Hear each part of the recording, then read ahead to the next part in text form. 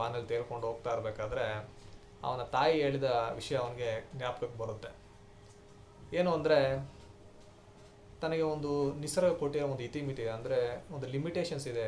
ಈ ಲಿಮಿಟೇಷನ್ಸಲ್ಲೇ ನಾನು ಹಾರಬೇಕು, ನಾನೇನು ಫ್ಯಾಲ್ಕನ್ ಥರ ಶಾರ್ಟ್ ವಿಂಗ್ಸ್ ಇಲ್ಲ ನನಗೆ, ಇದನ್ನು ಇಟ್ಕೊಂಡೆ ನನ್ನ ಏನು ಒಂದು ಲಿಮಿಟೇಷನ್ಸ್ ಇದೆ ಇದು ಇಟ್ಕೊಂಡೆ ನಾನು ಹಾರಬೇಕು ಅಂತ ಅವನು ಆಲೋಚನೆ ಮಾಡ್ತಾ ಇರ್ತಾನೆ. ನಮ್ಮ ಅಪ್ಪ ಅಮ್ಮ ಹೇಳಿದ ಸರಿ ಇದೆಲ್ಲ ನಾನು ಬಿಡಬೇಕು ಅಂತ ಅವನು ಫ್ರಸ್ಟ್ರೇಷನಲ್ಲಿ ಯೋಚನೆ ಮಾಡ್ತಾ ಇರಬೇಕಾದ್ರೆ ಆ ಶಾರ್ಟ್ ವಿಂಗ್ ಅನ್ನೋ ಶಬ್ದ ಅವನಿಗೆ ಮತ್ತೆ ಮತ್ತೆ ಜ್ಞಾಪಕ ಬರುತ್ತೆ. ಶಾರ್ಟ್ ವಿಂಗ್ ಅಂದರೆ ಶಾರ್ಟ್ ವಿಂಗ್ ಇದ್ದರೆ ಹಾರ್ಬೋದು.